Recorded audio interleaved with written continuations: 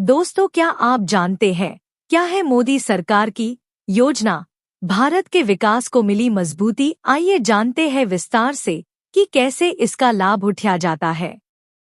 भारत ने 18,000 गांवों में बिजली पहुंचाने का महत्वाकांक्षी मिशन तय किया है। ये गांव आजादी के 7 दशक बाद आज भी अंधेरे में डूबे हुए हैं। प्रधानमंत्री मोदी ने अपने स्वतंत्रता दिवस भाषण में घोषणा की थी कि 1,000 दिनों के भीतर सभी शेष गांवों में बिजली पहुंचा दी जाएगी। गांवों का विद्युतीकरण तेजी से हो रहा है और यह काम बहुत ही पारदर्शी तरीके से किया जा रहा है। एक मोबाइल ऐप और एक वेब डैशबोर्ड के जरिए विद्युतीकरण किए जा रहे गांवों के आंकड़े जनता के लिए उपलब्ध हैं। हालांकि हम गांवों में केवल बिजली को पहुंचता देख सकते हैं, लेकिन यह नोट करना भी महत्वपूर्ण है कि इसके साथ गांवों में रह रहे लोगों के सपने, आकांक्षाएं और जीवन में तरक्की करने की बातें भी जुड़ी होती हैं। यह भुलाना मुश्किल है कि हमारे इतिहास में बिजली जाने की जो सबसे बड़ी घटनाएं हुई हैं, उनमें से एक भारत में जुलाई 2012 में घटित हुई। इसने 62 करोड़ लोगों को अंधेरे में डुबो दिया था। इस अंधेरे ने राष्ट्र को घेर लिया, जबकि 24,000 मेगावाट से अधिक की उत्पादन क्षमता बेकार पड़ी है क्योंकि कोयला और गैस जैसे ईंधनों की कमी है।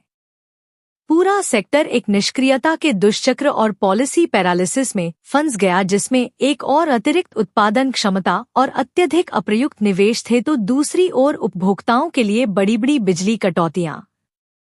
पिछले वर्ष जब एनडीए सरकार सत्ता में आई तो 2/3 कोयला आधारित बिजली के प्लांटों में केंद्रीय विद्युत प्राधिकरण द्वारा ट्रैक किए गए अनुसार 100 में से 66 प्लांटों में कोयले के क्रिटिकल स्टॉक थे, जिसका अर्थ यह है कि उनके पास 7 दिन से कम का कोयले का स्टॉक बचा था। इस कठिन स्थिति से उबर आने के बाद आज देश में एक भी बिजली के प्लांट को कोयले के क्रिटिकल लेवल का सामना नहीं करना पड़ रहा है। सरकार ने सभी को बिजली उपलब्ध कराने की दिशा कठिन परिश्रम करने के साथ साथ क्लीन एनर्जी को भी अपनी प्राथमिकता बनाया है। उसने ऊर्जा के नवीकरण योग्य स्रोतों के द्वारा 175 GW एनर्जी का महत्वाकांक्षी लक्ष्य तय किया है, जिसमें 100 GW की सौर ऊर्जा भी शामिल है।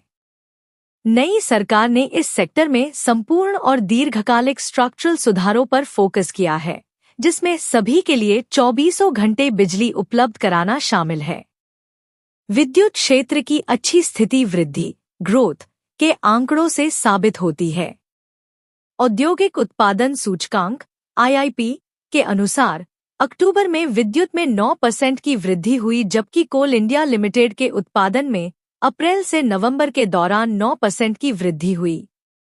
2014 से 15 में कोल इंडिया द्वारा किए गए कोयले का उत्पादन पिछले 4 वर्षों में कोयले के उत्पादन में हुई कुल वृद्धि से भी ज्यादा है।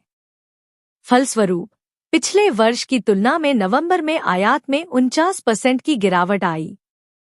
कोयला आधारित स्टेशनों के उत्पादन में वृद्धि 12.12% थी, जो अब तक की सबसे अधिक है।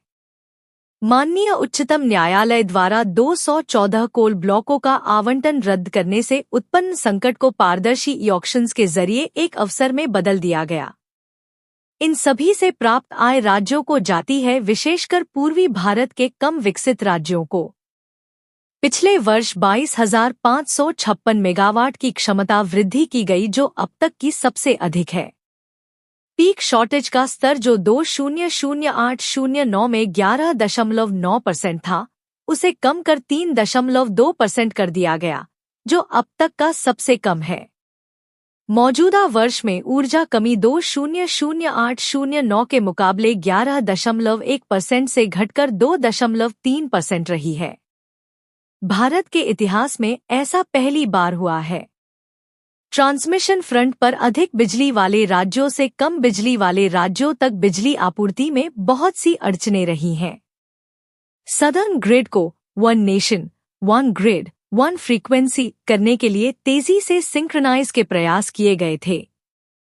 2013 से 14 के दौरान अवेलेबल ट्रांसफर कैपेसिटी ATC केवल 3,450 मेगावाट थी, जो इस महीने 71% बढ़कर 5,900 मेगावाट हो गई है।